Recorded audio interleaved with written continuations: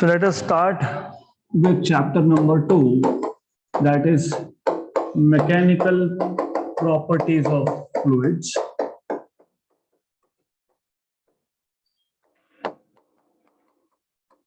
And before we go in depth revision of this chapter, आपको पता होना चाहिए what is a fluid by the way. तो any substance that can flow is called as fluid. चाहे वो gas हो या फिर वो liquid हो, it will be called as fluid when it can flow. And then you should know कि fluid, अब हमने मैकेनिकल प्रॉपर्टीज ऑफ फ्लूइड्स बोला है तो इसके दो ब्रांचेस है बेसिकली. एक ब्रांच में when fluid is at rest, the physics which deals with fluid at rest is called as hydrostatic, right? And when fluid moves it is called as hydrodynamics. तो इस चैप्टर के दो parts है. One is hydrostatic, in which we will be studying all the basic ideas related to fluids at rest. जैसे for example you already know how to measure pressure. तो pressure क्या है, pressure measurement के लिए कौन कौन से इंस्ट्रूमेंट्स हम यूज करते हैं, barometer, manometer, etcetera etcetera. And then of course you should know Pascal's law. What is Pascal's law? तो for example as I told you कि यहाँ पे एक विंडो ओपन रखा है. If I close this side door and keep this window open, there is no use, क्योंकि Pascal's law के according इस क्लासरूम में the fluid will no more be moving, it will be at rest. Air inside this room will be at rest. तो जैसे ही if I open the door, तो वहां का जो प्रेशर डिफरेंस है it will reach at every point in this classroom immediately without any diminishing. तो जितना भी प्रेशर चेंज होगा एक कॉर्नर में, वो सारा प्रेशर हर एक कॉर्नर में चेंज होगा. So we will be going through Pascal's law and applications of Pascal's law. तो one by one, सबसे पहले तो you should know what is pressure and how do you measure pressure. तो pressure क्या है और प्रेशर मेजर कैसे करते हैं. फॉर एग्जाम्पल अगर हमारे पास एक फ्लूइड है, let us take a fluid at rest. For example मैंने एक वाटर का बीकर ले लिया. If I take a water container over here, right? Then let's say we have a point over here. यहाँ पे हमारे पास एक P पॉइंट है या फिर A पॉइंट है. हमको यहाँ पे प्रेशर मेजर करना है. तो प्रेशर कैसे मेजर करते हैं? तो first of all A point के ऊपर जितना भी लिक्विड का कॉलम होगा, that liquid column will exert a downward force. मतलब जो लिक्विड कॉलम है इस A पॉइंट के ऊपर, that is exerting a force. कहाँ पे? At point A. And by definition, you know what is pressure? It is force upon area. और ये जो force है वो कितना है? mg. It is mg by A. And you know what is m? What is m? m is volume into density.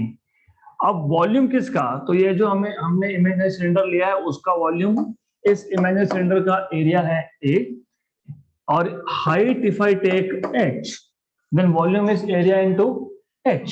तो you will get m equal to A into h into rho, and therefore what you will have is pressure equal to mg by A. But m is ah rho and g is g by A और A cancel. तो pressure क्या आ गया? h rho g. So this is how you measure pressure at a point due to a column of fluid. इस case में fluid happens to be water, right? तो बहुत simple है.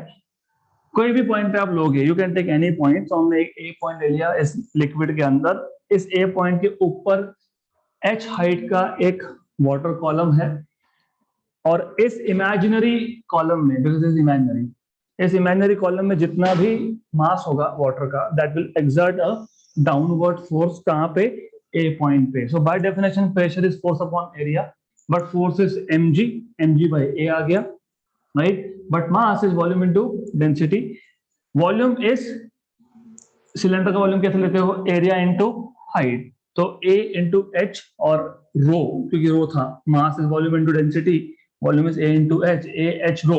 Substitute कर दो and then you will get pressure equal to h rho g. Similarly you can find out what is atmospheric pressure.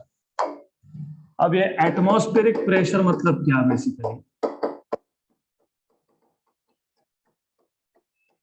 तो as you know, because we live on this planet, हम इस planet पे रहते हैं, आपको पता है, इस प्लैनेट के सराउंडिंग रीजन में, तो this is our planet and in the surrounding region of this planet what you have is a thin layer of gas.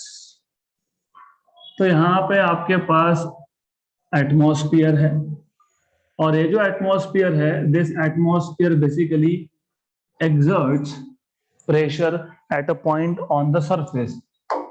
अगर मैं सरफेस पे एक पॉइंट लेता हूँ, sir for example we sitting in this classroom, हमारे ऊपर air का column है, अराउंड 10 किलोमीटर तक का होता है, ज्यादा होता है लेकिन 10 किलोमीटर तक सिग्निफिकेंट होता है बेसिकली.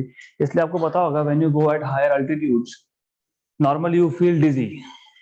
क्यों? क्योंकि जैसे जो ऊपर जा रहे हो एयर कम होता जा रहा है. एयर कम होता है मतलब ऑक्सीजन का लेवल भी कम होता है बेसिकली. तो on the surface of earth, उसके ऊपर you have a column of air. जैसे यहाँ पे एक पॉइंट के ऊपर वाटर कॉलम था, यहाँ पे अर्थ के सरफेस के ऊपर एयर का कॉलम है. You have an air column there. तो ये एयर कॉलम क्या करेगा? ये एयर कॉलम प्रेशर एक्सर्ट करेगा, राइट? तो एयर कॉलम प्रेशर एक्सर्ट करेगा तो हमको प्रेशर फाइंड करना है. By same logic, exactly same.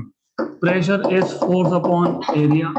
Force is mg upon area, right? And m is mass of air column in this case. अगर मैं ये h ले लेता हूँ और यहाँ पे मैं इस एरिया को a बोल देता हूँ, तो you will get m is volume into density of air in this case into g upon a. तो pressure will be volume, but volume आपको पता है ah rho a g by a. Cancel and cancel. तो h rho a g.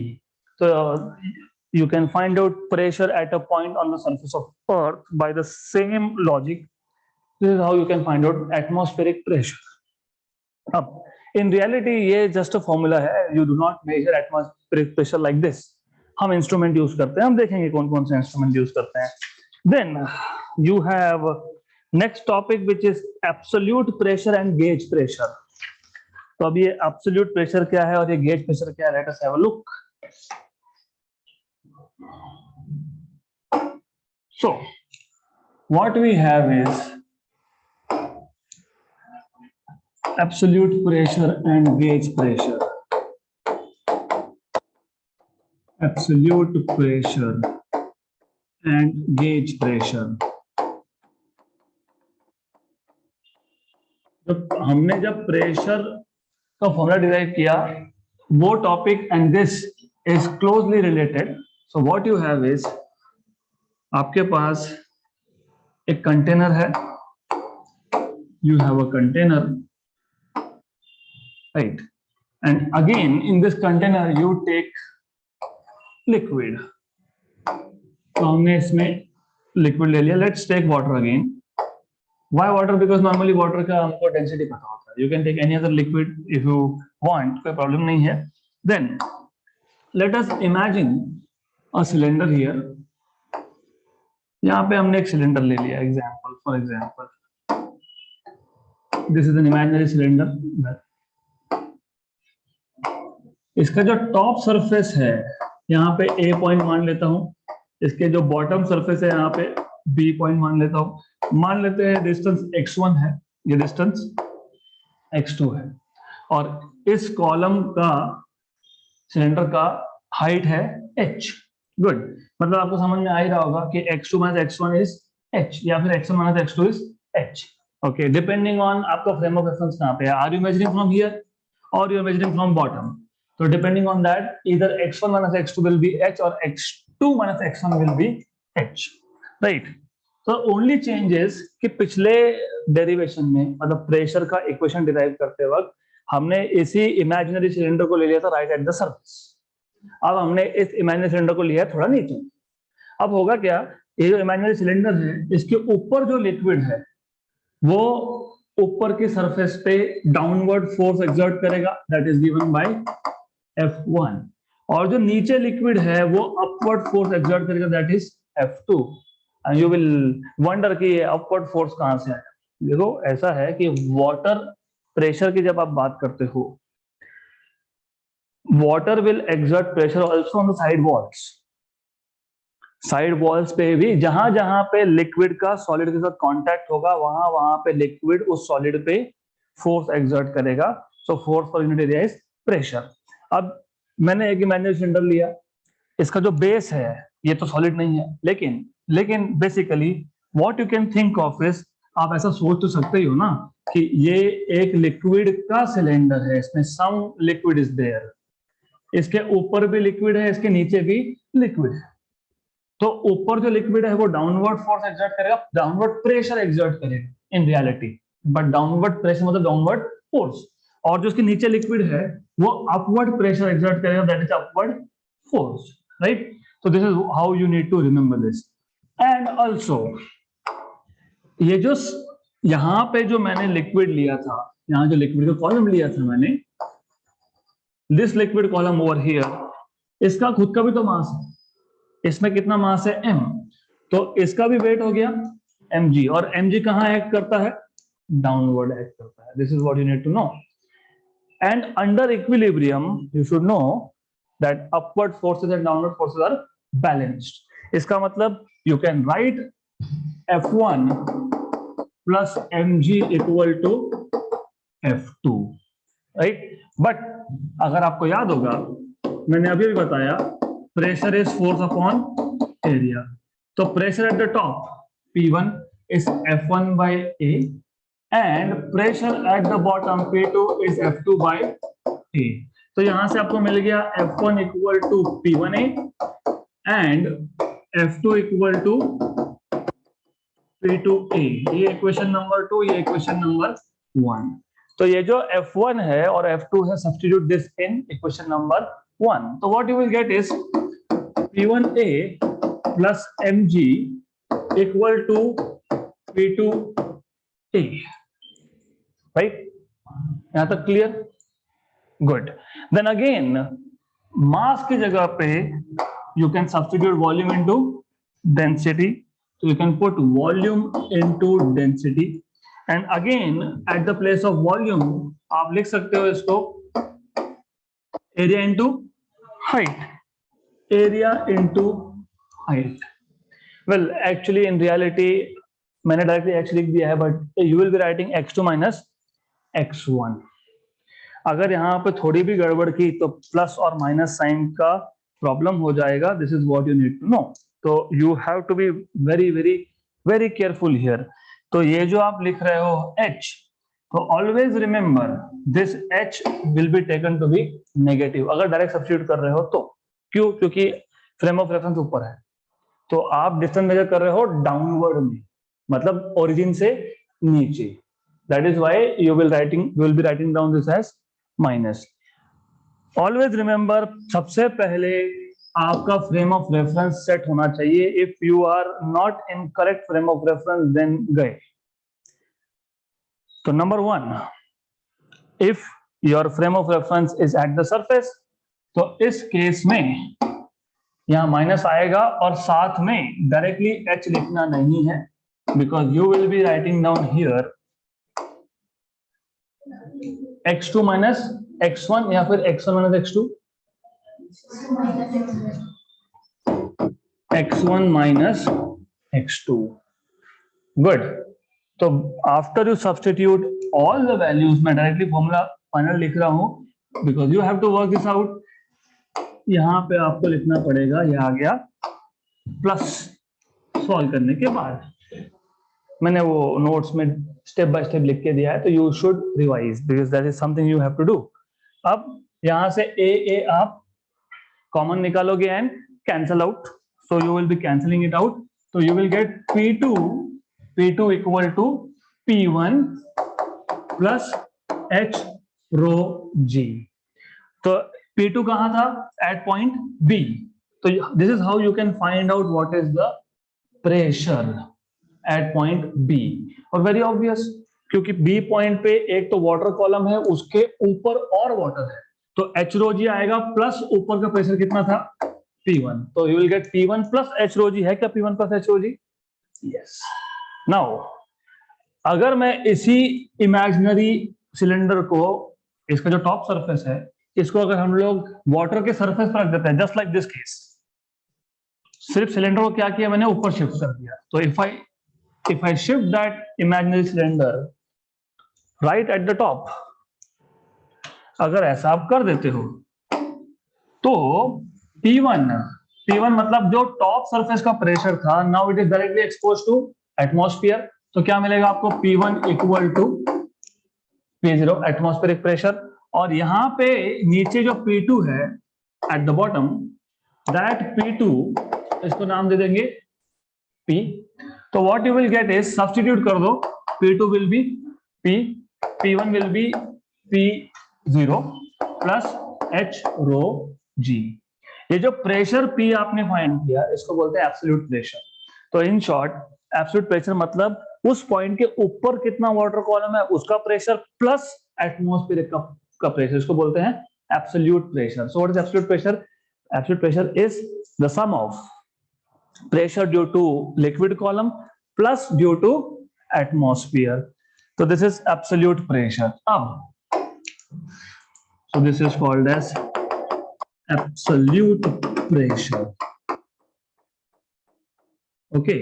अगर सिर्फ मैं P0 को left hand side में लेके जाता हूं, तो आप क्या कर रहे हो, P में से P0 को सब्ट्रैक्ट कर रहे हो, right?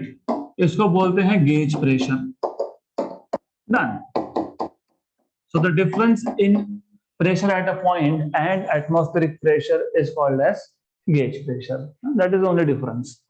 Clear?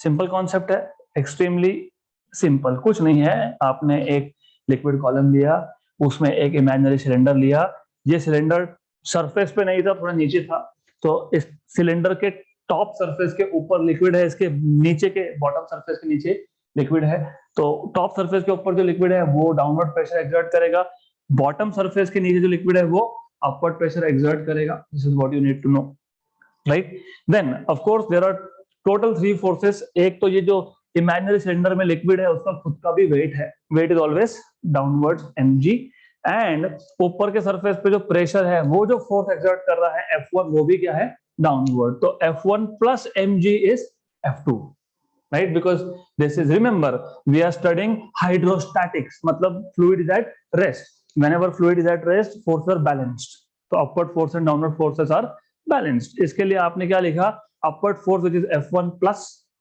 mg is equal to F2, right? But pressure is force upon area, तो P1 is F1 by A and P2 is F2 by A, तो F1 is P1A and F2 is P2A.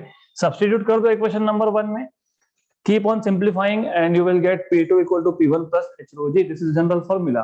This gives you pressure at any point inside liquid. लेकिन अगर आपने उस cylinder को ऐसा imagine किया होता कि इस सिलेंडर का टॉप सरफेस कहां पे है, फ्री सरफेस ऑफ लिक्विड पे, तो P1 will become atmospheric pressure, good, and P2 will be equal to P. So you will get P equal to P0 plus H rho G. This is called as absolute pressure. मतलब pressure due to liquid plus due to atmosphere. और अगर आप उस absolute pressure में से atmospheric pressure को minus कर लेते हो तो आप उसको बोलते हो gauge pressure. In simple language इसका मतलब ये होता है कि जो लिक्विड कॉलम है उसका कितना pressure, so pressure only due to liquid column and not due to atmosphere. Good. Then अब अगला, there is something called as hydrostatic paradox. So what is hydrostatic paradox?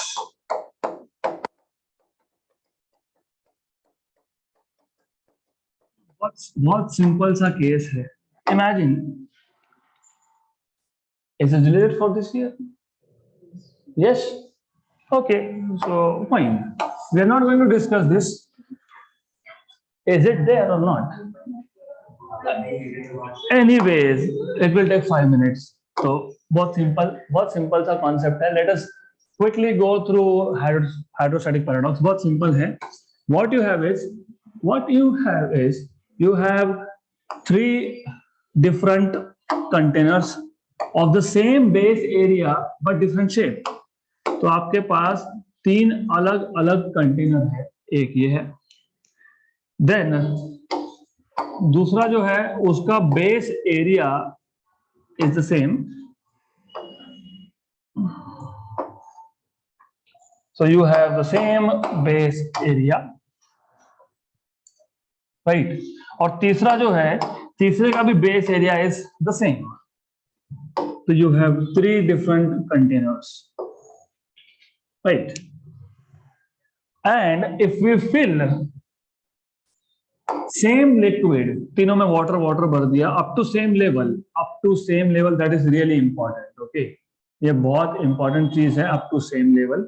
So you are filling it up to the same height. ठीक है, मैं अभी I will keep it like this. Here also up to the same height.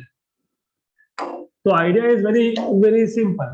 Of course ये जो A container है, इस A container में compared to B liquid का मास कम होगा क्योंकि ये थोड़ा वाइडर है at the other and. Base area same, इसका एरिया भी ए है, इसका एरिया भी ए है, इसका एरिया भी ए है, सेम. तो मैं एक काम करता हूँ, कंटेनर्स को नाम ही चेंज कर देते हैं. Let us call this as B, C and D. तो बी, सी और डी तीनों कंटेनर्स का बेस का एरिया सेम है, लिक्विड भी सेम है up to same height. And we of course know, हमारे पास ऐसे डिफरेंट टाइप के बॉटल्स होते हैं, तो यू ऑलरेडी नो सबसे ज्यादा लिक्विड किस में होगा, सी कंटेनर में होगा, सबसे कम किस में होगा, डी में होगा, और इंटरमीडिएट किस में होगा, बी में होगा. तो नॉर्मली हमारा एक्सपेक्टेशन क्या होता है, अगर हमने एक प्रेशर मीटर, मतलब जो प्रेशर मेजर करेगा, अगर मैंने एक प्रेशर मेजरिंग डिवाइस तीनों के नीचे लगा दिया, तो what is our expectation, we expect, हमारा ये एक्सपेक्टेशन है यहाँ पे दैट सबसे ज्यादा प्रेशर कहां आपको देखने के लिए मिलना चाहिए, see, right? But this is not what happens. तीनों के तीनों केस में सेम प्रेशर आपको मिलता है, that is called as paradox. Paradox मतलब आप जो एक्सपेक्ट कर रहे हो उसका एग्जैक्टली उल्टा result, that is called as paradox. So our expectation was that all this vessels should show you same reading of pressure, है ना? ये एक्सपेक्टेशन है ना हमारा, ये हाँ ये रियलिटी है. हमारा एक्सपेक्टेशन क्या था, we were expecting कि pressure at the base of C is the greatest and at the base of D is the smallest, but in reality you get exactly the same pressure. इसको बोलते हैं paradox. अब ऐसा होता क्यों है वो आपको समझना पड़ेगा. तो as I told you, जहां जहां पे लिक्विड का सॉलिड के साथ कांटेक्ट होगा वहां पे that liquid molecule will exert pressure. तो if I take one of the liquid molecules, imagine यहां पे एक लिक्विड मॉलिक्यूल ले लिया, okay. So if I take a liquid molecule over here, then if we look at the forces, तो आपको action reaction तो पता ही है. So when this liquid is in contact with the solid, that is action, and the solid will react, that is reaction. तो यहाँ पर reaction force होगा. अब ऐसा ही एक liquid molecule, it will be also at exactly opposite wall. तो यहाँ पे क्या होगा, यहाँ पे action and reaction will cancel out. तो यहाँ पे जो रिएक्शन कंपोनेंट्स है, they are horizontal and they will cancel out. तो pressure, resultant pressure will be only at the base. क्यों? क्योंकि ये जो पूरा लिक्विड है यहाँ पे, ये पूरा का पूरा लिक्विड किस पे वेट एक्सर्ट कर रहा है, बेस पे. तो बेस पे जो भी फोर्स होगा, फोर्स कितना होगा, mg, और mg बाय a करेंगे तो क्या मिलेगा आपको, pressure. Correct? Now, if you look at vessel number C, यहां पे अगर मैं एक मॉलिक्यूल लेता हूं, और आपको पता है कि नॉर्मल रिएक्शन को नाम नॉर्मल इसके लिए क्योंकि वो नॉर्मल होता है, इसको normal to the surface in contact. If you are sitting on bench, the bench is exerting, of course you are exerting force on the bench in downward direction, and the bench is exerting force exactly normal in upward direction. तो यहाँ पे normal reaction का direction क्या होगा, like this. तो similarly and as you know कि जब आपके पास फोर्स ना एक्स एक्सिस के अलोंग है ना वाई एक्सिस के अलोंग है, तो क्या करते हो, कंपोनेंट्स करते हो। तो यहाँ पे इसका एक कंपोनेंट यहाँ पे आएगा और एक कंपोनेंट ऊपर की तरफ जाएगा, सही, गुड। देन एग्जैक्टली इस मॉलिक्यूल के अपोजिट साइड में मॉलिक्यूल ले लिया, तो यहाँ पे भी तो रिएक्शन होगा और इस रिएक्शन के भी तो कंपोनेंट्स होंगे। What do you notice, you see that horizontal components cancel out whereas vertical do not cancel out, they actually add up but in upward direction। और जो लिक्विड का वेट था वो कहा था डाउनवर्ड डायरेक्शन, मतलब यहाँ पे मास ज्यादा था तो यहाँ पे लिक्विड का वेट भी ज्यादा होगा। लेकिन वेट अ मिनट, ये ऊपर के जो फोर्सेस है, ये ऊपर के फोर्सेस है upward and you have weight which is in downward, तो ये जो इफेक्ट ऑफ वेट होगा ये कम कर देंगे, very obvious, because there is vector addition और वेक्टर सब्ट्रैक्शन इन रियलिटी, क्योंकि अपवर्ड फोर्स भी है और डाउनवर्ड फोर्स भी है। तो क्या होगा बेसिकली कि जो अपवर्ड फोर्स है वो डाउनवर्ड फोर्स के इफेक्ट को थोड़ा कम कर देगा। इसका मतलब जब आप सी वेसल के बेस पे कैलकुलेट करोगे तो आपको वापस से जो pressure in case of B मिला था वही pressure in case of C मिलने वाला है। एक्सपेक्टेशन था कि ज्यादा मिलना चाहिए क्योंकि ज्यादा लिक्विड है यहाँ पे, तो ज्यादा लिक्विड तो वेट ज्यादा, वेट ज्यादा तो फोर्स ज्यादा, फोर्स पर यूनिट एरिया ज्यादा होना चाहिए, और फोर्स पर यूनिट एरिया मतलब क्या होता है, प्रेशर। लेकिन because of this cancellation of horizontal components and addition of vertical components in upward direction, the effect of the weight in downward direction is reduced, and hence what you get is same pressure at the base of both B and C. Now if you look, अगर आप container D की बात करते हो तो for container D normal reaction is in downward direction, right? अब इस case में horizontal components will definitely cancel out, तो horizontal components तो they are just there for cancellation, उसका तो कुछ और काम है नहीं, they just cancel out, but this time vertical components will add up but add up in downward direction, क्योंकि D कंटेनर में सबसे कम लिक्विड था तो हम एक्सपेक्ट कर रहे थे कि सबसे कम प्रेशर होगा, लेकिन वेट ऑफ द लिक्विड तो डाउनवर्ड फोर्स लगा ही रहा है। ये नॉर्मल रिएक्शन का जो डाउनवर्ड कंपोनेंट है they are also helping adding up, मतलब pressure will again be the same, right? तो एक्सपेक्टेशन था कि सबसे कम प्रेशर मिलना चाहिए इन केस ऑफ डी, सबसे ज्यादा in case of C, but reality is that कि in all the three cases you get exactly same pressure. This is called as hydrostatic paradox. अब अगला टॉपिक है पास्कल्स लॉ। गुड, और मैंने आपको एक लाइव डेमोन्स्ट्रेशन दिया था, if you want it again I'll do it again, so one of you will have to help me out with that. Can you please close this curtain this side and one of you from this side please come here, कोई भी फटाफट फटाफट फटाफट फटाफट, because you need to understand what is Pascal's law। सबसे पहले जब मैं बोलूंगा तब थोड़ा क्विकली डोर ओपन कर देना जब मैं बोलूंगा तब। सो द आइडिया इज, अब ये एक कंटेनर हो गया जिसमें you have air which is fluid but at rest. क्यों एट रेस्ट? क्योंकि प्रेशर डिफरेंस नहीं है, प्रेशर डिफरेंस नहीं है तो air will not flow from one point two another, it will be at rest. तो Pascal's law is applicable for fluids at rest. Now open this door quickly and you look here, see what happens, close it again quickly and से तोड़ना मत, close it, open quick, you see, that's it। तो क्या हुआ, ये जो पर्दे का मोशन आप देख रहे हो, curtains they are moving, curtain की जगह पे कोई डोर होता लाइट वेट तो वो भी मूव होता। तो व्हाट इज हैपनिंग, जब आपके पास एक कंटेनर है उसको आपने हर जगह से बंद करके रखा है, उसमें गैस भर दिया, तो now you have gas which is enclosed and at rest. मतलब पास्कल्स लॉ का पहला condition is that you should have a container, so let's take a container, इसमें आपके पास एक fluid है which is at rest,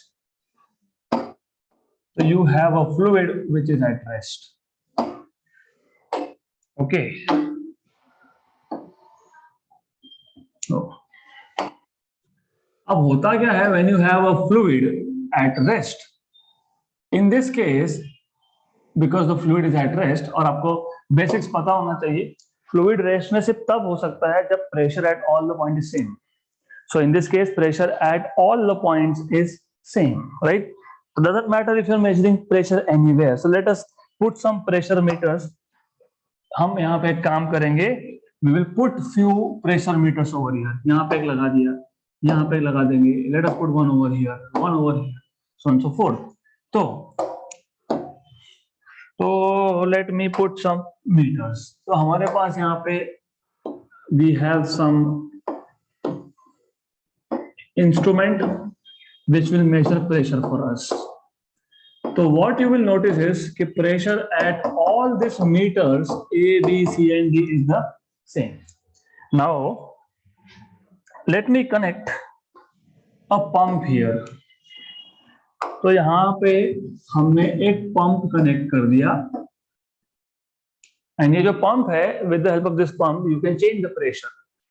So the moment you change the pressure from some point, let us say E, what you will notice is कि ये चारों के चारों प्रेशर मीटर में एक साथ at the same time simultaneously एक ही जितना same amount of pressure will change, right? तो अगर मैंने यहाँ से 1 पास्कल का प्रेशर चेंज किया तो चारों के चारों मीटर में एक साथ without any delay, without any diminish, मतलब चारों के चारों में एक साथ आपको 1 पास्कल का प्रेशर चेंज दिखेगा. तो इसका मतलब ये जो हम कर रहे थे experiment, someone was pulling the door and you could see that windows के जो कर्टन है they are basically going in, मतलब out from our direction basically, right? तो ये क्यों हुआ? क्योंकि प्रेशर चेंज हुआ डोर से, और वो प्रेशर चेंज इंस्टेंटली कहाँ पे पहुंच गया? हर एक पार्ट ऑफ द रूम, तो वो कर्टन पे भी पहुंचेगा.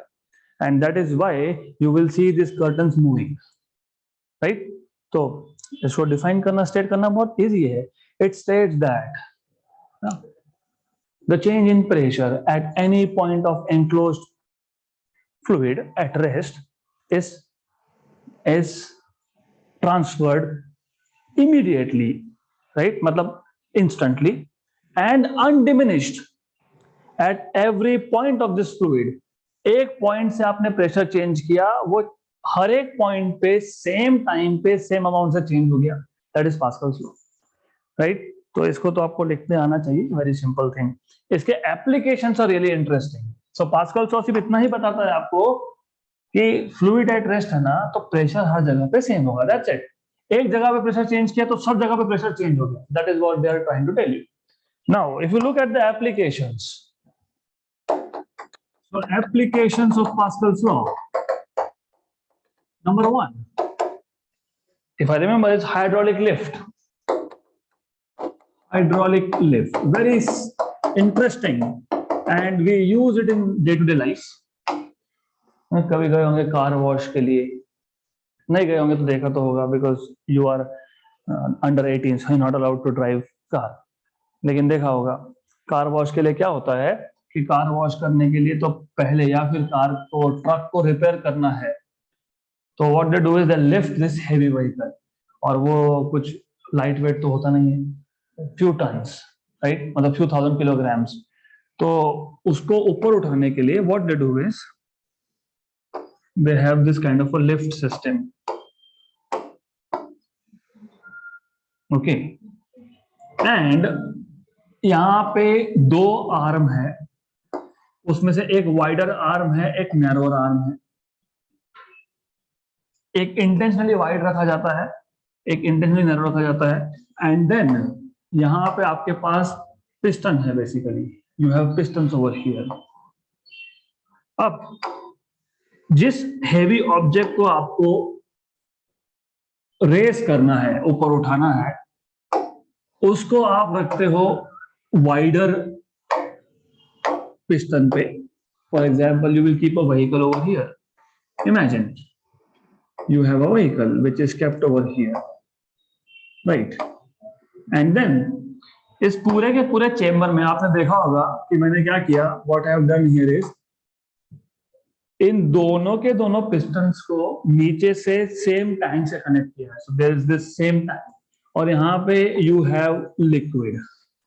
So you have the same liquid over here in both the chambers.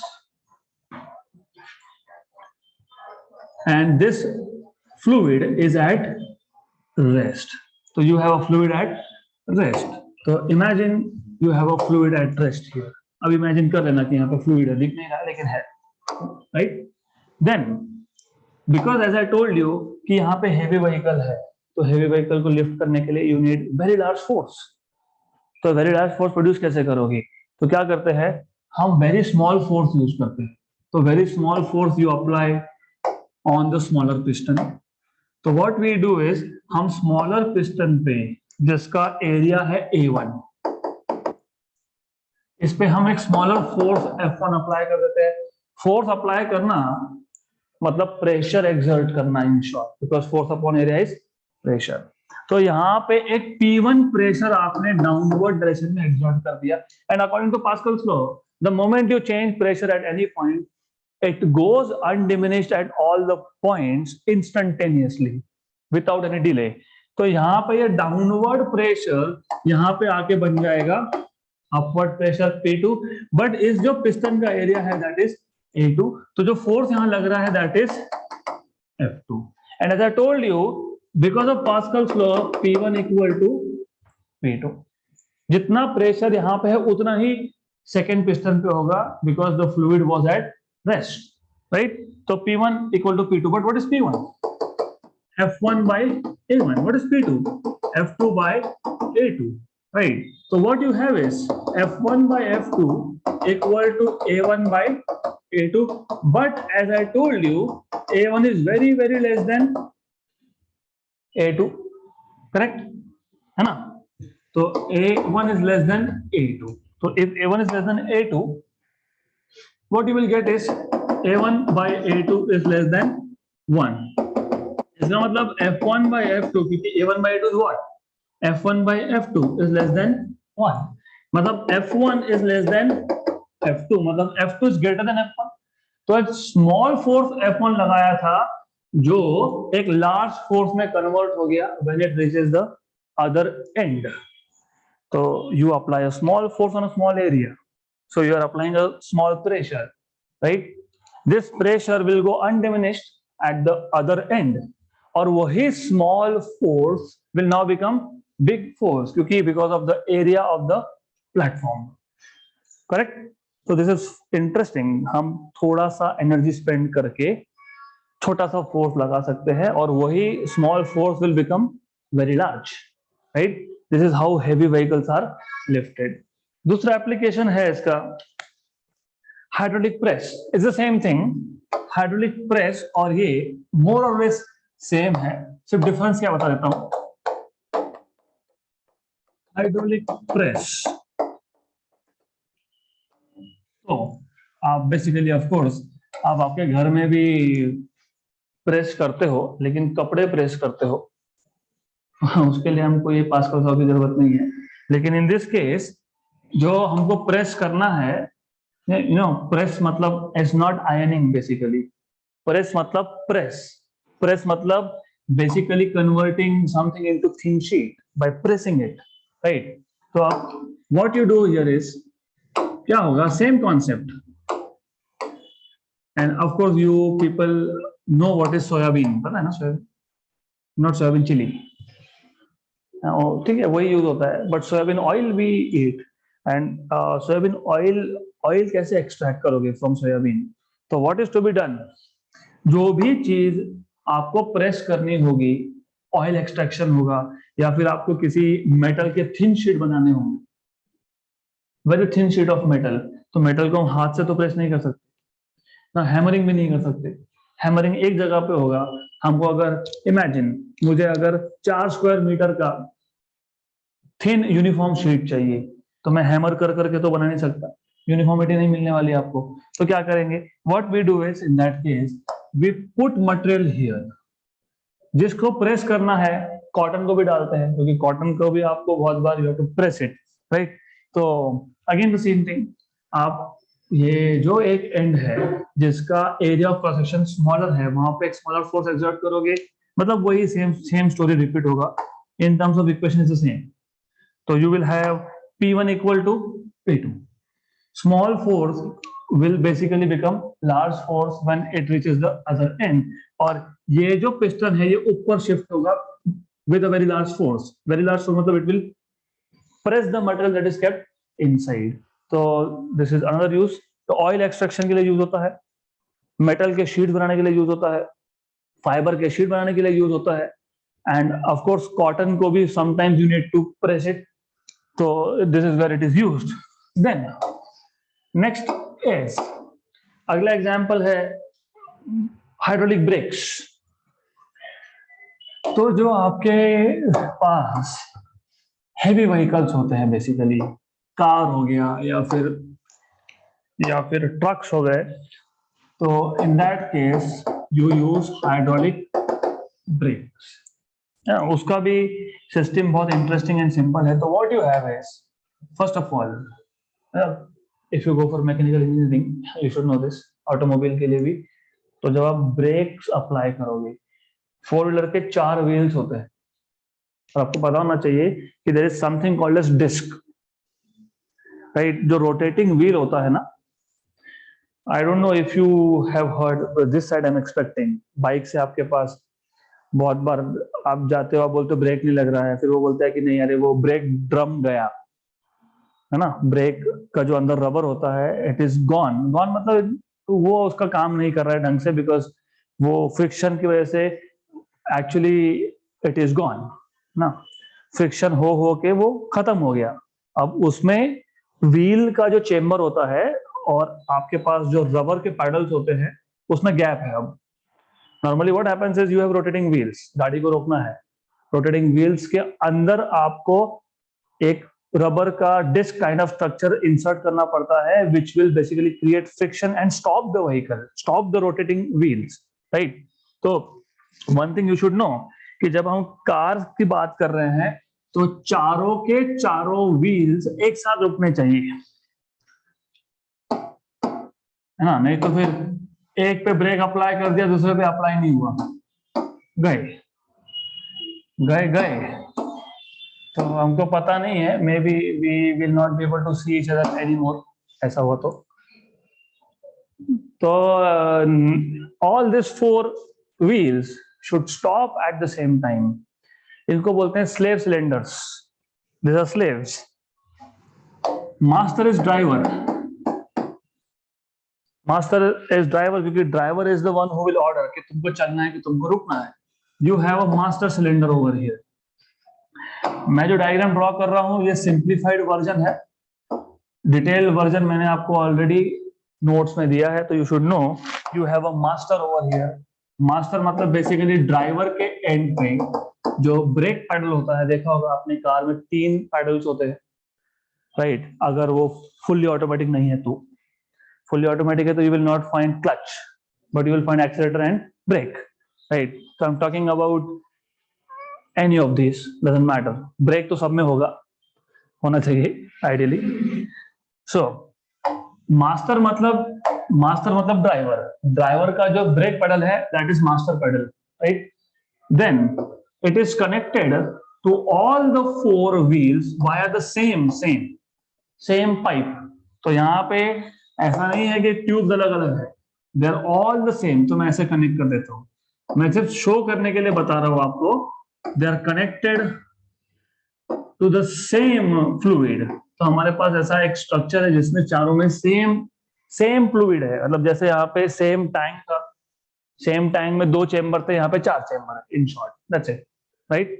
5 है एक्चुअली, क्योंकि मास्टर मतलब ड्राइवर जैसे ही पेडल को पुश करेगा मतलब वो प्रेशर, जैसे यहाँ पे पुश किया तो मतलब वो प्रेशर चेंज कर रहा है.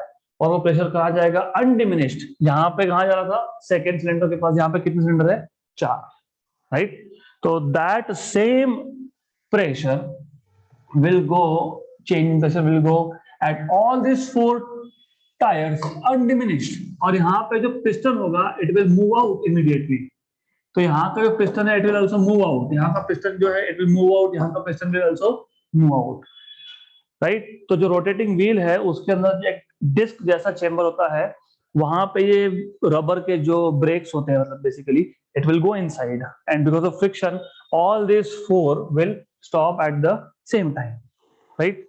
तो सिंपल है, वेरी स्मॉल फोर्स। कभी देखा है क्या ड्राइवर को जोर से पाव दबाते हुए? अगर किया तो गाड़ी नहीं लोगे आप। ब्रेक अप्लाई करते वक्त you apply very less force, right? But that is becoming very large when it reaches wheels. So this is based on Pascal's law. Then अगला टॉपिक क्या था? Measurement of pressure. तो प्रेशर मेजरमेंट के लिए दो instruments हैं हमारे पास, एक है मर्क्यूरी बैरोमीटर, एक है ओपन ट्यूब मैनोमीटर। उसको यूट्यूब मैनोमीटर भी बोलते हैं by the way. So when it comes to pressure measurement, you have two instruments, और दो इंस्ट्रूमेंट है मतलब दोनों का यूज अलग अलग है। Number one is mercury barometer. Mercury barometer जो होता है, barometer it is an instrument which is used to measure atmospheric pressure. Now how it works? सबसे पहले what you have is you have a glass tube. आपके पास एक glass का tube है और इस ग्लास के ट्यूब में you have mercury filled, completely filled. तो अप टू द नेक, इसके नेक तक it is filled, it is completely filled basically, right. तो ये कंप्लीटली फिल्ड है, imagine it is completely filled. Then you take a small dish. आप एक small dish लेते हो जिसमें थोड़ा सा मर्क्यूरी, थोड़ा सा, not much, but little bit of mercury is already there. So in this case, you take a dish which already has some amount of mercury. So it already has little bit of amount of mercury here. Little bit, not much. तो थोड़ा सा mercury इसमें already है. All right. Then what you do is you put a thumb on top of it. ये जो आपके पास tube है जो completely filled है, उसको आप ऊपर से थंब लगाओगे, रोटेट करोगे, राइट। और रोटेट मतलब 180 डिग्री से रोटेट करोगे and you will put it here. तो क्या होगा इन दिस केस, थोड़ा सा मर्क्यूरी बाहर आ गया, तो आना भी चाहिए आइडियली। तो ऊपर एक गैप क्रिएट हो गया जिसको हम बोलते हैं टॉरिसलीज वैक्यूम। क्यों? क्योंकि टॉरिसली ने ये आइडिया दिया था, तो टॉरिसलीज वैक्यूम, क्योंकि ऊपर वैक्यूम बन गया, there is no air, that is why you have to push it with thumb, क्योंकि थंब नहीं लगाओगे तो एयर चले जाएगा अंदर, राइट।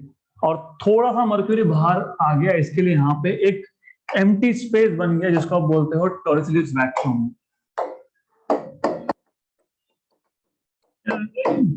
इटालियन गाय, हाँ, तो इटालियन साइंटिस्ट था, उसके नाम से आया है Torricelli's vacuum. Then as I told you, ultimately what is our task? To measure pressure. कौन सा? Atmospheric pressure. तो क्या करेंगे हम? 3-4 पॉइंट ले लेंगे। एक पॉइंट लेते हैं यहाँ पे ए, यहाँ पे बी, यहाँ पे C. Basics you should know, the basic idea is कि जब आप 2 पॉइंट ले रहे हो which is at same horizontal level, तो प्रेशर इज सेम, मतलब pressure at B and pressure at C are same. तो ये सबसे पहले पता होना चाहिए, right. Even though I understand कि सी पॉइंट के ऊपर एयर है, बी पॉइंट के ऊपर मर्क्यूरी है, फिर भी सेम। अगर 2 पॉइंट सेम लेवल पे है तो pressure is same. Imagine the height is H, imagine, तो pressure at B will be H rho G, क्योंकि H is the liquid column and rho किसका? मर्क्यूरी का। तो pressure at B will be H, height of mercury column, density of mercury and G, plus pressure at A, क्योंकि A point के ऊपर जो कुछ भी होगा उसका pressure equal to PC. But what is PC? PC PO, atmospheric pressure. क्यों? क्योंकि इसके ऊपर क्या है? एटमॉस्फेयर है, और ए के ऊपर क्या है? वैक्यूम है। तो प्रेशर एट ए क्या आएगा? 0 आएगा। हो गया, खत्म, डन, मिल गया। मतलब हाइट ऑफ मर्क्यूरी कॉलम से आपने एटमॉस्फेरिक प्रेशर फाइंड कर लिया। This is what you can do. तो you should know this. Extremely simple idea, तो आपको पता होना चाहिए। But pressure at A is 0 since there is nothing above point A. Pressure at C is atmospheric pressure. Therefore, H rho G और रो mercury, क्योंकि आप mercury का use कर रहे हो, will give you atmospheric pressure. This is how you measure atmospheric pressure using mercury barometer, and then you have an obvious, very obvious thing. एक तो आप एटमॉस्फेयर का प्रेशर मेजर करोगे, या तो कोई सिलेंडर होगा उसमें गैस होगा, उसका प्रेशर मेजर करोगे, simple thing. You also measure tire pressure. You also measure pressure of LPG cylinders in your home. You also measure pressure of CNG when you go to CNG pumps, right? तो दूसरा है manometer. तो manometer क्यों use होगा? To measure pressure of a gas inside a vessel. ये क्यों use हुआ? To measure atmospheric pressure. वो क्यों यूज होगा? To measure pressure of a gas in some chamber basically. तो you have open tube manometer. इसको U tube भी बोलते हैं only for a reason, because का शेप यू जैसा होता है, दैट इज व्हाई. तो what you have is something like that. आपके पास एक यू शेप्ड ट्यूब है. And draw that U shaped tube first.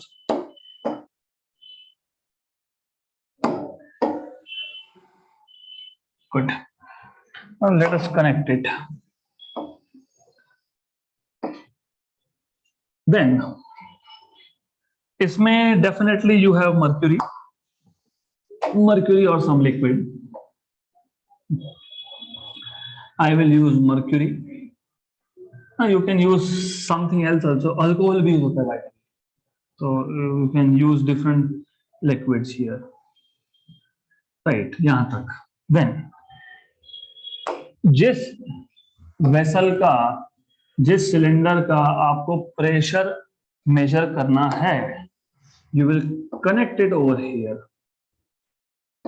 यहां से आप उसको कनेक्ट कर लोगे. जस्ट अ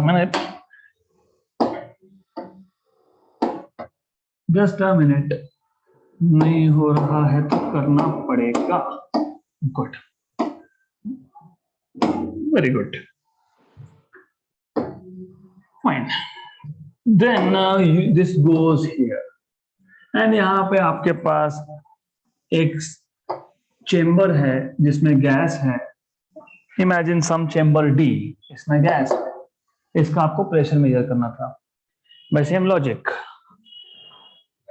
यहाँ पे अगर मैं एक पॉइंट लेता हूं सी पॉइंट, सी का प्रेशर और डी का प्रेशर विल बी सेम, क्योंकि सी के ऊपर क्या है? गैस. किसका? गैस जो डी में है. तो pressure at C is equal to pressure at vessel D. C, और यहाँ पे एक पॉइंट लेता हूं बी, और यहाँ पे एक पॉइंट लेता हूं मैं ए. तो by the same logic pressure at B and C will be same. क्यों? Because they are at same horizontal level. But pressure at C is pressure at D. Also pressure at B is H rho G, क्योंकि इसके ऊपर एक H height का column है और उसके ऊपर A पॉइंट है. तो प्रेशर एट A, लेकिन A के ऊपर क्या है? एटमॉस्फेयर. तो PB will be H rho G plus atmospheric pressure. ये इक्वेशन नंबर 1 में इक्वेशन नंबर 2 और 3 सब्स्टिट्यूट कर दो. तो from 1, 2 and 3 you will get H rho G plus atmospheric pressure equal to PD. Done. Now actually हम क्या major करते हैं बताता हूँ. Normally you measure PD minus PO. That is nothing but gauge pressure, right? So this is how you can measure pressure of gas inside any chamber. So this is called as open tube manometer. Then next topic is surface tension. So we are moving to next topic, that is surface tension. अब surface tension ये concept समझने से पहले you should know basics of intermolecular forces. So you should know what are intermolecular forces. The force of attraction, it is always attractive, it is never repulsive. कभी repulsive होता ही नहीं है. So force of attraction between two molecules, right, which are very close to each other, are known as intermolecular forces. इसका और एक नाम भी है, इफ यू नो। नहीं वो तो ठीक है, एटम होंगे तो इंटर एटॉमिक होगा, मॉलिक्यूल्स होंगे तो इंटर मॉलिक्यूलर होगा, पार्टिकल्स बोलूंगा तो इंटर पार्टिकल हो गया। Have you heard of something called as van der Waals forces? Kind of, right? तो पता होना चाहिए आपको। So now, first thing you should know what are intermolecular forces। तो आपको पता है कि the force of attraction between two molecules is known as intermolecular force। अब इसमें दो टाइप होते हैं। So intermolecular forces, intermolecular force, it has two types।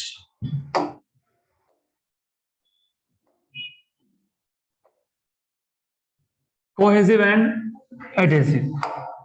Cohesive force is the force of attraction between two molecules of the same substance। जैसे water and water, right? अगर water और water molecule में attraction का force होता नहीं तो आपने bottle में पानी भरा, उसको उल्टा कर दिया, पानी कभी नीचे गिरेगा नहीं, राइट? क्यों? क्योंकि एक मॉलिक्यूल नीचे आ रहा है बिकॉज ऑफ ग्रेविटी, तो दूसरे को साथ में ला रहा है, राइट? तो इट्स जस्ट लाइक यू, एक आया तो सब एक एक करके। तो force of attraction between molecules of the same substance is called as cohesive force.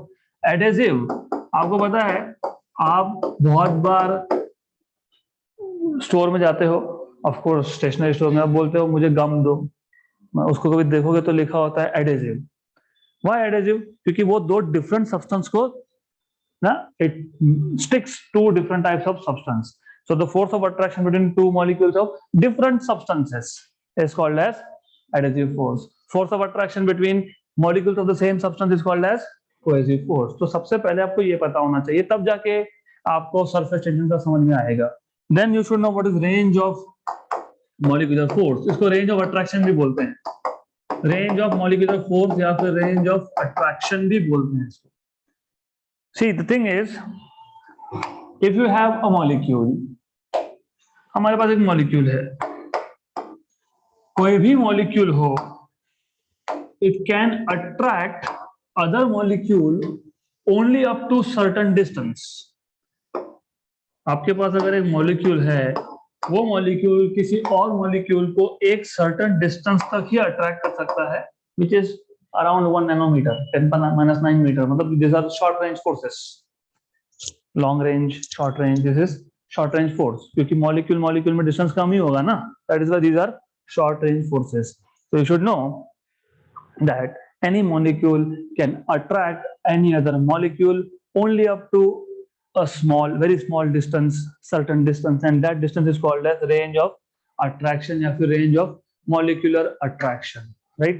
या फिर range of molecular force, उसको R से डिनोट करते हैं। Now imagine I am a molecule, I can attract some other molecule up to 2 nanometer example। तो 2 nanometer तो हर direction में attract कर सकता हूँ ना मैं। I can attract to my right, to my left, forward, backward, ऊपर नीचे, in all directions। तो क्या बनेगा? क्या बनेगा? स्पीयर। तो उस स्पीयर को हम बोलते हैं स्पीयर ऑफ इन्फ्लुएंस। तो what happens is a molecule can attract any other molecule up to a certain distance, which is called as range of attraction। And if you draw a sphere with molecule at the center and radius as the range of attraction, this sphere is called as sphere of influence। Sphere of influence, right? क्यों? क्योंकि इस spear के अंदर अगर कोई दूसरा spear molecule आ गया तो it will be attracted, it will experience a force of attraction। If this molecule is outside the sphere, it will not be attracted। तो sphere of influence मतलब ऐसा एक imaginary sphere है जिसके अंदर अगर दूसरा मॉलिक्यूल आ गया तो it will experience a force, इसलिए बोलते हैं sphere of influence। The other molecule will be influenced by the attractive force of the central molecule। Good, right? तो इस स्पीयर के अंदर अगर कोई मॉलिक्यूल होगा तो it will experience a force, अगर बाहर होगा तो it will not experience any force। अब अगर आपको ये समझा है तो now you can understand what is surface tension based on molecular theory. तो व्हाट इज सरफेस टेंशन पहले बता देता हूं मैं आपको। किसी भी लिक्विड का डेफिनेटली लिक्विड टू लिक्विड थोड़ा सा फर्क होता है, लेकिन for most of the liquids उसका जो फ्री सरफेस है, upper surface, top surface, it behaves like a stretched elastic membrane. For example you must have seen छोटे छोटे insect they walk on surface of water, like spider of course, water spider बोलते हैं उसको।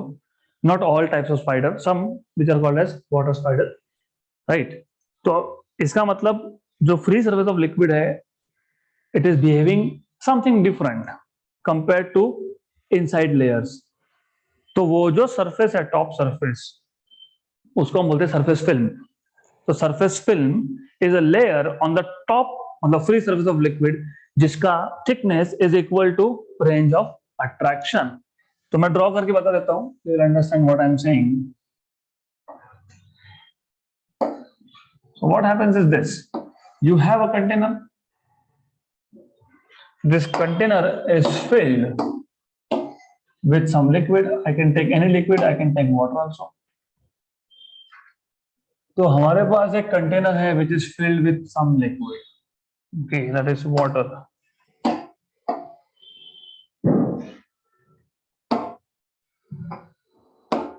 इसके top मतलब free surface पे एक layer है, you have a layer over here,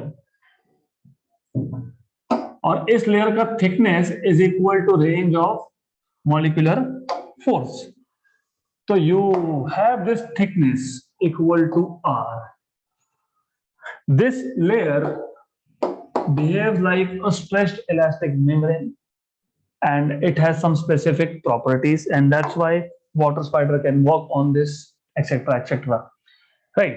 तो इस प्रॉपर्टी को बोलते हैं surface tension. The property of, किसका प्रॉपर्टी है? सरफेस का।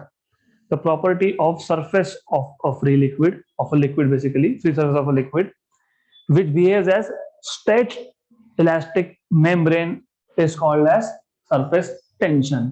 अब सरफेस टेंशन समझना है तो तीन मॉलिक्यूल्स आपको लेने पड़ेंगे। एक मॉलिक्यूल हमने ले लिया ए विच इज डीप इनसाइड, वो बहुत ही अंदर है। अब होगा क्या, इस ए मॉलिक्यूल के आजू में, बाजू में, ऊपर, नीचे, साइड में, इसके स्फीयर ऑफ इन्फ्लुएंस में कौन है? सारे के सारे वाटर मॉलिक्यूल्स, मतलब ऑफ द सेम टाइप। मतलब ए मॉलिक्यूल पे कौन सा फोर्स लग रहा है? Cohesive, but equal cohesive force in all direction. मतलब हो क्या रहा है कि ये जो ए मॉलिक्यूल है it is being attracted equally in all the directions. मतलब there is no net force, तो कोई फोर्स लग ही नहीं रहा है in short, because total force is zero, right? Good, the net force is zero, याद रखना। Now if I take a molecule over here और इसको नाम दे देते हैं बी, इसका स्फीयर ऑफ इन्फ्लुएंस देखोगे आप तो बी मॉलिक्यूल का maximum part of sphere of influence is inside water and a very small part is in air. तो सबसे पहले यहाँ पे दो फोर्सेस की बात होगी, एक होगा कोहेसिव वाटर वाटर, एक होगा एडहेसिव वाटर एंड एयर। ऊपर से एयर का डेंसिटी बहुत कम होता है, वाटर का कितना होता है? 1000 किलोग्राम पर मीटर क्यूब। गैस एयर का 1 किलोग्राम पर मीटर क्यूब। मतलब डेंसिटी कम होना मतलब नंबर ऑफ मॉलिक्यूल्स कम होना। तो इसका मतलब ये है कि साइड वाइज तो फोर्सेस बैलेंस हो गए, साइड वाइज कोई नेट फोर्स नहीं है, लेकिन नीचे जो कोहेसिव फोर्स लग रहा है ना, उसको बैलेंस करने के लिए ऊपर उतना फोर्स नहीं है। इसका मतलब ये है कि बी मॉलिक्यूल पे नेट फोर्स है, कौन सी डायरेक्शन में है? डाउनवर्ड डायरेक्शन में है, राइट? सिमिलरली अगर मैं एक मॉलिक्यूल लेता हूं सी राइट ऑन द सरफेस, इस केस में हाफ स्फीयर ऑफ इन्फ्लुएंस कहां गया?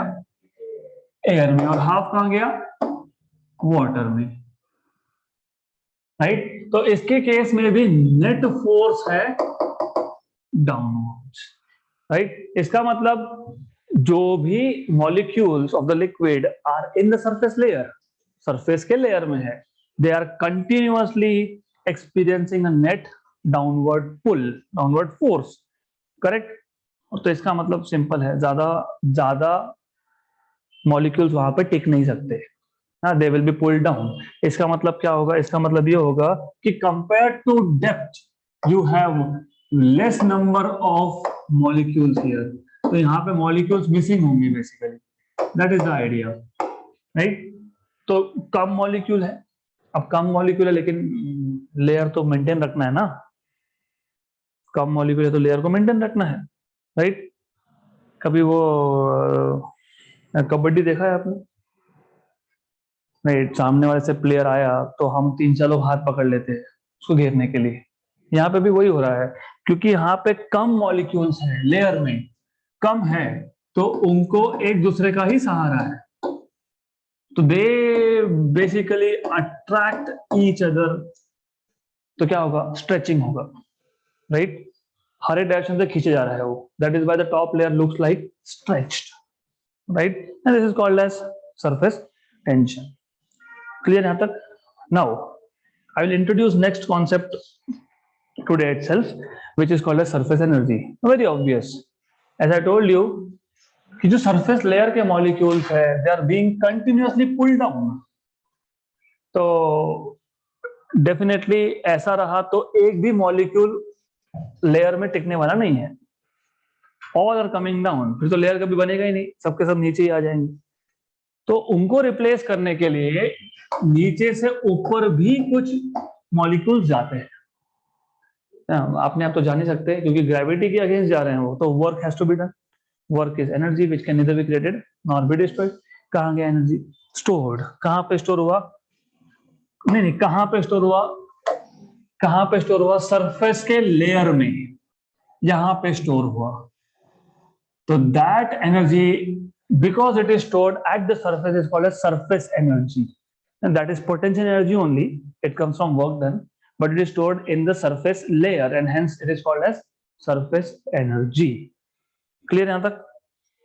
अब हमको देखना है relation between surface tension and surface energy, so we want to derive a relation between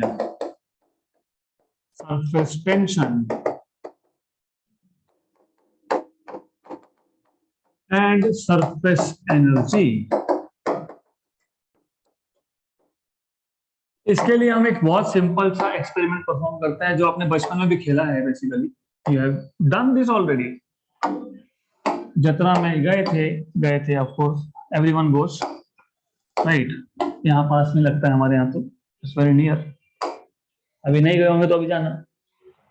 you get some soap solution and then you have a ring kind of structure, you insert that ring into the soap solution, then you see a layer, उसको बाद में आप blow करते हो and you get bubbles basically.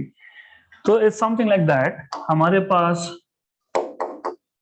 एक ring की जगह पे एक रेक्टेंगुलर फ्रेम है ABCD, then we dip this into soap solution. अब सोप सॉल्यूशन में डिप करने के बाद यहाँ पे सोप का एक लेयर बनेगा, तो what you will get is a layer of soap solution, liquid soap का एक लेयर बनेगा, and as you know, as I told you, कि जहां जहां पे लिक्विड के सरफेस की बात आई वहां पे सरफेस टेंशन का फोर्स होगा, राइट। तो यहाँ पे चारों साइड्स पे लग रहा है फोर्स, लेकिन BC, AB and AD sides are fixed, only moving side is CD, that too without friction, क्योंकि मतलब बेसिकली D पॉइंट और इस वायर में, C पॉइंट और इस वायर में कोई फ्रिक्शन नहीं है, तो फ्रिक्शन लेस है वहां पे, right. Good, then before we derive equation, let me go into little bit of, हमने सरफेस टेंशन तो मॉलिक्यूलर से डिफाइन कर दिया, लेकिन मैथमेटिकली डिफाइन नहीं किया, तो mathematical definition of surface tension पता होना चाहिए। तो mathematical definition of surface tension मतलब क्या, for example if I take this, okay, let me just take this thing,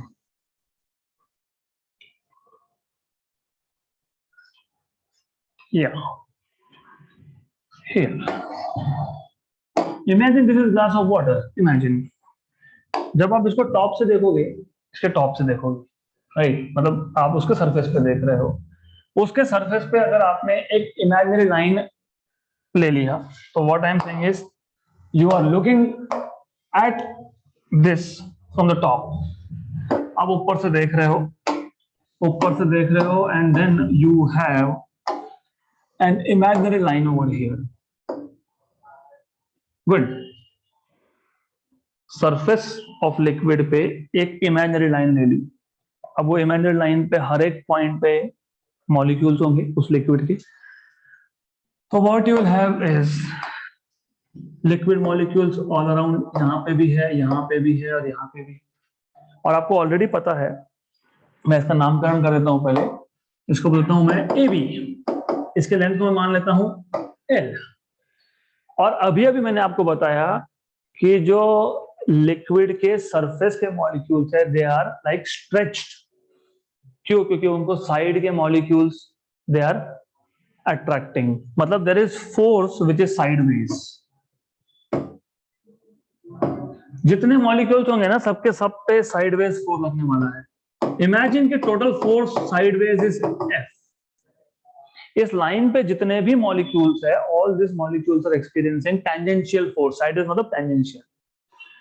आप बोलोगे फिर नीचे भी तो हाँ है, नीचे फोर्स भी है, साइडवेज भी है, मतलब टेंजेंशियल भी है एंड वर्टिकली डाउनवर्ड्स भी है। बट हम किसकी बात कर रहे हैं? टेंजेंशियल। क्यों? क्योंकि हमको मैथमेटिकल डेफिनेशन बनाना है किसका? सरफेस टेंशन का। So surface tension is defined as tangential force acting per unit length.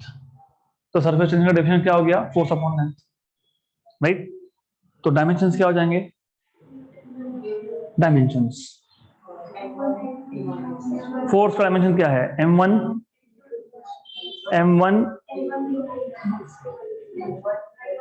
L1 T -2, और नीचे वापस से L कैंसल, तो m1 T -2 यूनिट्स न्यूटन पर मीटर।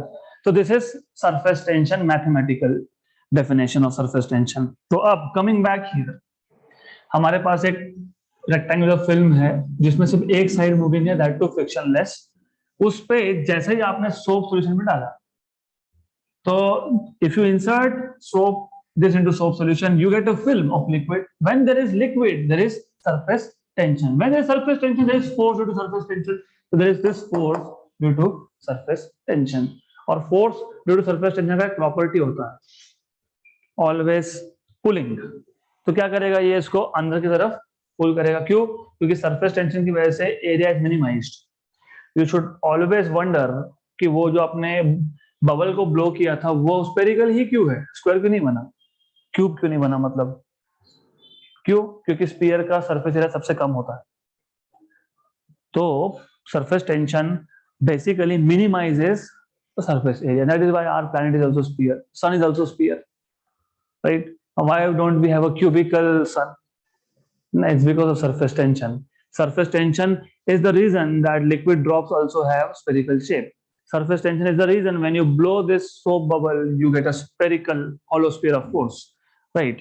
तो ये पता होना चाहिए आपको। तो basically area will be minimised. Area को कम करता है सरफेस, कम करता तो अंदर की तरफ खींचेगा ना, हाँ, तो फोर्स अंदर की तरफ आएगा। अब इमेजिन मुझे इसका एरिया बढ़ाना है बाय एन अमाउंट, मतलब मुझे एरिया बढ़ाना है तो मुझे CD इसको शिफ्ट करना पड़ेगा। Let us shift it by an amount dx। Work done होगा, right? Work done is of course energy which can neither be created not be destroyed. तो वर्क डन होगा, वर्क डन कितना होगा? F dash dx, where F dash is this force, लेकिन this F dash will be equal to F only, क्योंकि जितना inward force है उतना ही outward, नहीं तो वो फिल्म टूट जाएगा। अगर ज्यादा फोर्स लगाया तो film go, right? Then but what is force due to surface tension? TL दिख रहा है यहां से आपको।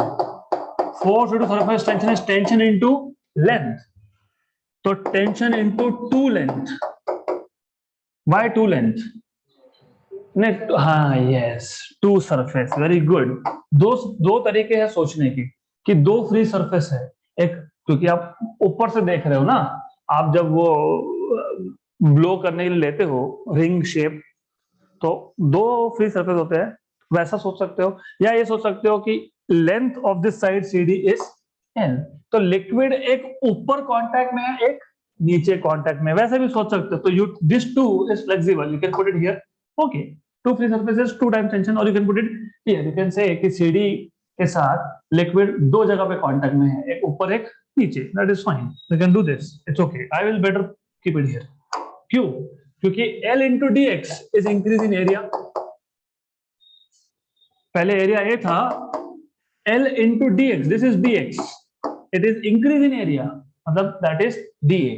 बट वेट अ मिनट, क्योंकि दो फ्री सरफेस है, तो L dx ऊपर से भी इंक्रीज हुआ और नीचे से भी इंक्रीज हुआ, तो 2L dx is increase in area, तो ये आ गया आपका TdA, राइट? तो this is what, this is increase in area of the film, क्योंकि आपने इसको बाहर पुल किया, बाहर पुल करने से क्या हुआ, एरिया बढ़ गया। एरिया बढ़ा कि नहीं? पहले कितना था, L इंटू साइड BC, अब कितना है, L into BC plus DX, right? आगे then what is tension, work done upon area, हो गया रिलेशन, क्योंकि मैंने बताया था work done is stored in the form of surface energy, तो surface energy per unit area is surface tension, this is the relation between surface tension and surface energy, या तो यहां भी बोल सकते हो surface energy surface tension into increase in area. Clear यहां तक? तो what is surface energy, tension into change in area, that is the relation between surface tension and surface energy. Good, तो बाकी के सारे टॉपिक्स हम कल कवर कर लेते हैं, and tomorrow will be the closure of revision classes.